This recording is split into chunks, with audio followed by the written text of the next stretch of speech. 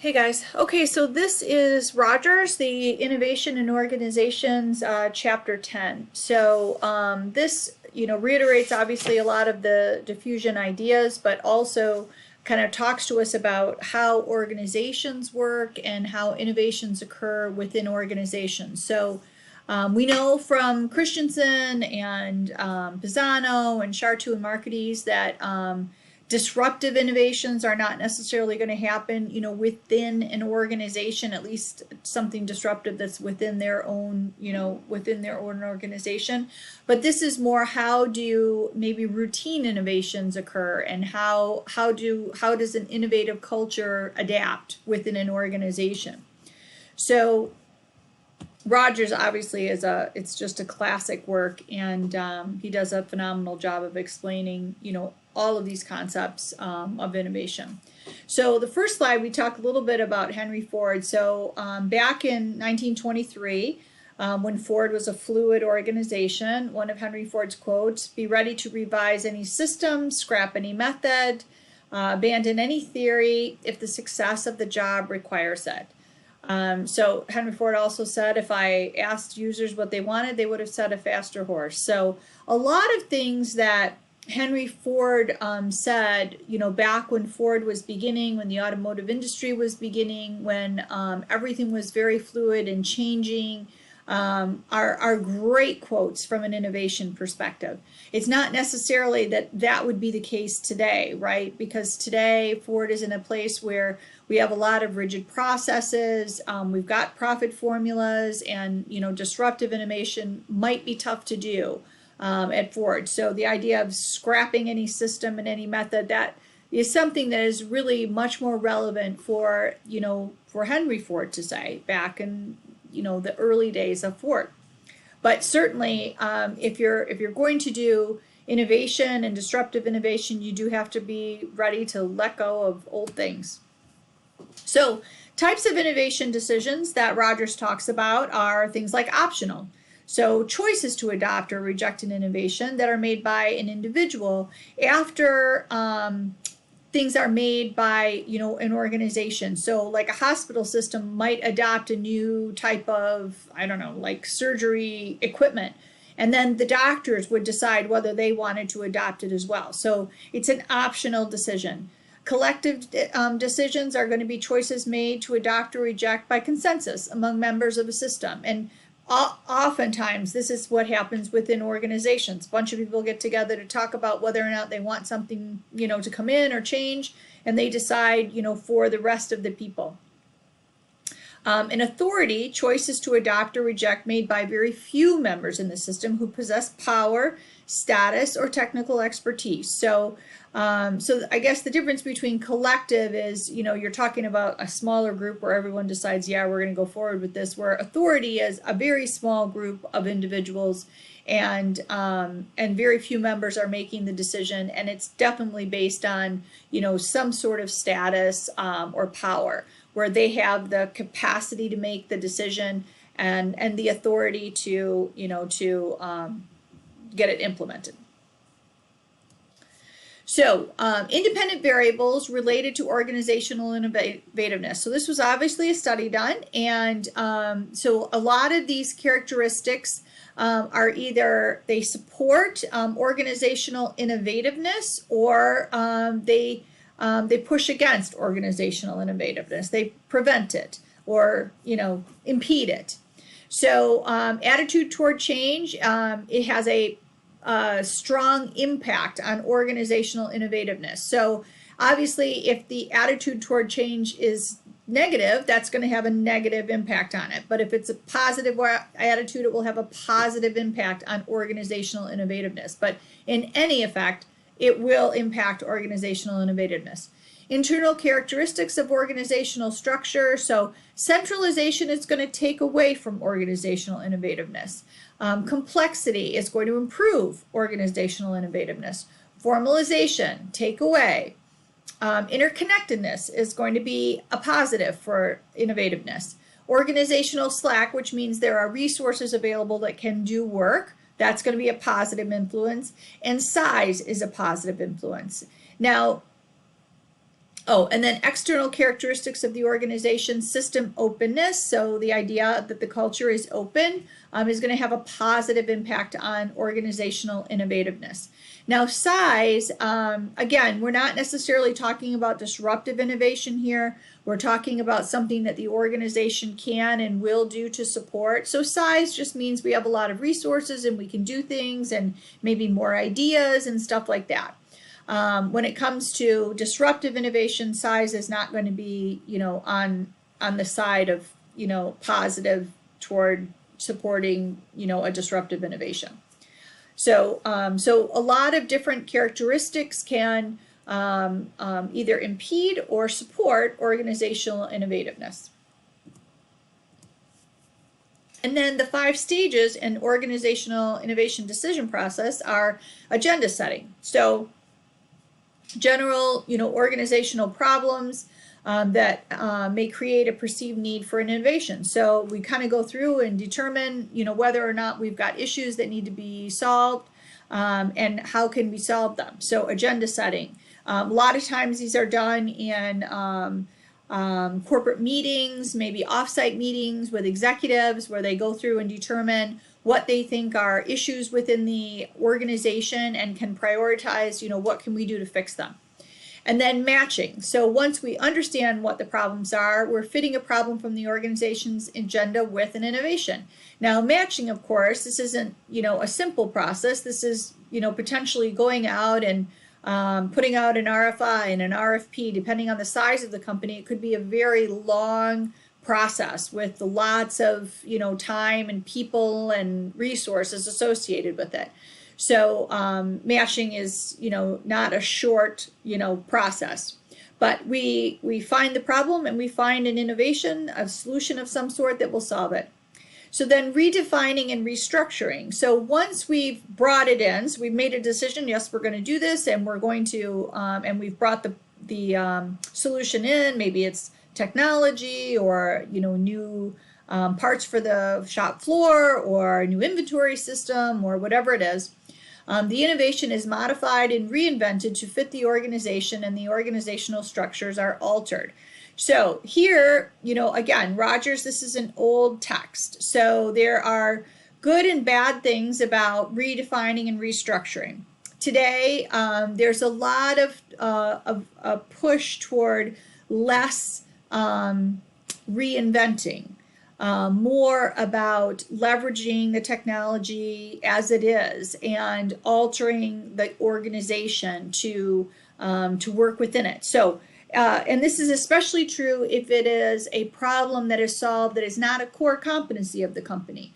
So take, for instance, like customer relationship management or email or I'm thinking of something like accounting, where it is something that we have to do, but there's not necessarily that the company's core competency is accounting. So we're not talking about, an accounting firm here. We're talking about, a manufacturing firm or a publishing firm or something where these are ancillary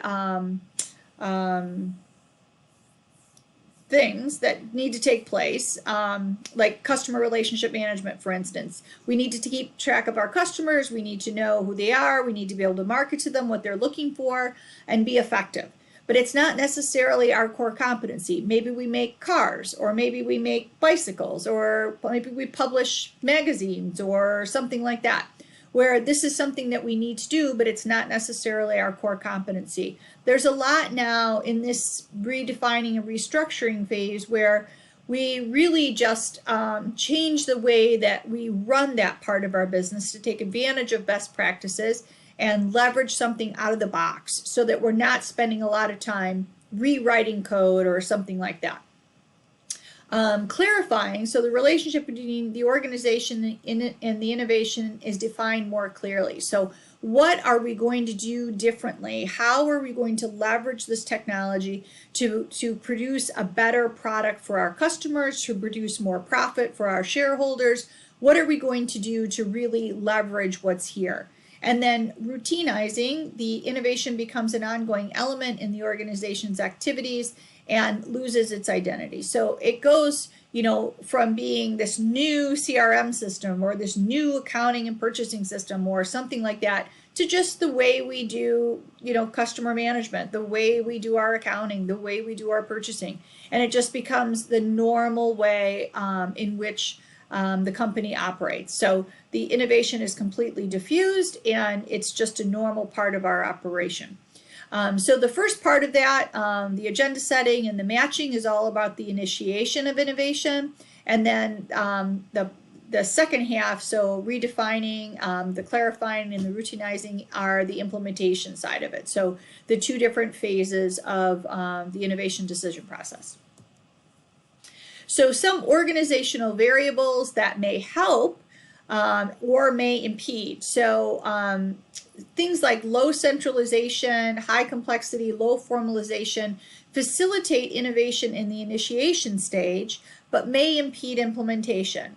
So this is a company that's more fluid, right? We're more decentralized. Decisions can be made, you know, independent of a big centralized organization, and we can bring things in, you know, easily. Now that's great, but once it gets to implementation, if you have to like blend a couple of different areas, if this needs to be something that's kept at headquarters, that low centralization is going to impede the implementation. So quick to make decisions, but not so great in implementation. On the other side, though, high centralization and high formalization might impede initiation. So they may be very slow, and that, you know, that matching phase where it's like, oh no, we're not bringing anything new in. We've got this, you know, small authority group or that consensus group that may not work out very well for bringing innovation in. But once they decide, yes, we're going to bring it in, high centralization and high formalization are really good about implementation because everything's controlled centrally. And when they say, let's go, that's it. We're going to do it.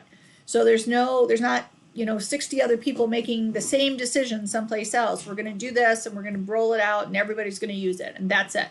So that authority helps when you get to that implementation. So different organizational variables need to be taken into consideration to understand kind of where the challenges might be and to really prepare for it.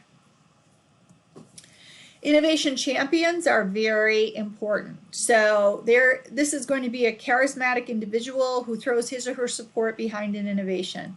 These people are really important. They help to overcome indifference or resistance. People skills are more important than formal power. So when you're trying to get a new innovation into a company, so let's say it's technology, because a lot of stuff's technology these days, you really need somebody within the company that is well respected, that understands the company really well, understands the power within the company, who's going to support it, who's easy to get on board, who's going to be able to influence a bunch of people, who's well respected.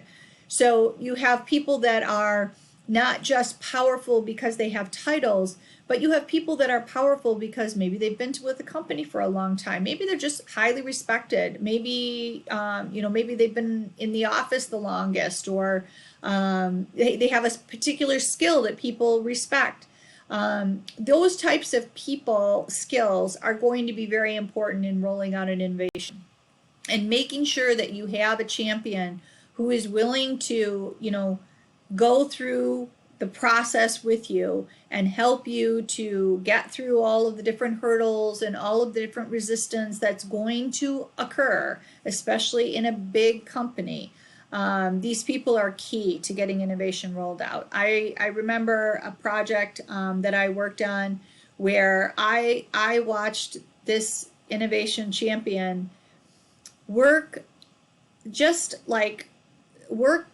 the entire company, you know, and he wasn't in charge of everything. He had been there for a long time. He knew the company really well, and he was really able to understand when to wait, when to give people, you know, a chance to have their say, when to go to, you know, 6 meetings on the same topic, and then when to push forward and say, nope, it's time to go.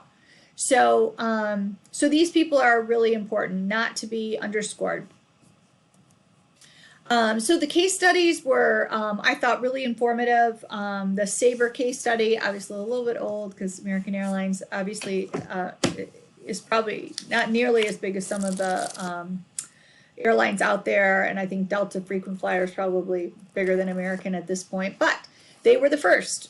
This was a very disruptive innovation and a really new way of looking at how to manage airline ticketing, and the first implementation really of how to look at customers differently.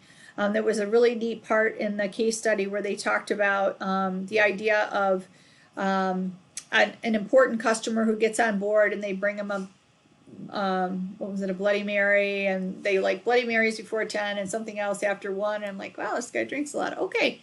I've never seen that happen, but it was a good idea. I mean, you know, the whole intent behind that sort of intimacy with a customer and making them feel, you know, really wanted, and really appreciated, that their business was very appreciated. So Sabre was really one of the, you know, the first CRM systems to really look at customers that way and to understand, you know, how valuable a single customer could be. So some of the things they talked about were first page advantages. Obviously, this was an American Airlines system. And so the American Airlines flights are going to be on the first page, and maybe their big competitor United is not until the second page. And I think they said American got another 25% bump or something like that just from those first page advantages. And then also leasing rates from other carriers. So once it was around, of course, everybody needed to participate in it because travel agents were using it. So the other carriers had to pay rent, basically, to be featured on the system. So they got money from that as well. So it was really a very innovative system, and you know, the first of its kind as far as like frequent flyer systems went. So really, really innovative on the part of American Airlines. The Santa Monica Freeway Diamond Line. So the Diamond Lane is obviously all over California, and I was just there, and maybe I missed that it's not in Santa Monica, or maybe it's back. But one of the big messages there is don't underestimate perception. So obviously it did exactly what it was supposed to do. It was a big success, but just because of the way they implemented it, it became a failure and they had to shut it down. And one of the things they mentioned was that, you know, future implementations of the Diamond Lane in California, they added a lane for the Diamond Lane versus taking away a lane. And that to me would absolutely be a big deal, because I was just in California recently, and the traffic is unbelievable, as we all know. We just know it is. And we were in the Santa Monica, LA area, and it is just bumper to bumper. And I don't think there is a Diamond Lane, because I did look for it, thinking there's got to be something here. And it is, you know, even if you're able to get more people into the Diamond Lane, it's not everybody, you know, and it's not, you know, a quarter of the people, which is really what you needed to do in order to make that lane effective, right? You need to take a quarter of the traffic and get it into that lane so that that's moving faster, but you haven't, you know, increased the amount of traffic on the remaining lanes. So perception is going to be very important, and this is true of any innovation anywhere. So you have to be able to control the message. That champion is going to be really important even after the innovation is diffused and and being used, because the naysayers will never stop until they're stopped. Until, you know, it is a routine, and this is the way we're going to do it. And even then, especially when it comes to technology, people that are threatened by it will continue to, needle it out and hope to replace it someday. So if it's working, you still want your champion to make a big deal out of it, help people to get on board, training, and making sure that it is secure and safe in the organization. And I think that's it. So thanks, guys. That's it for this module.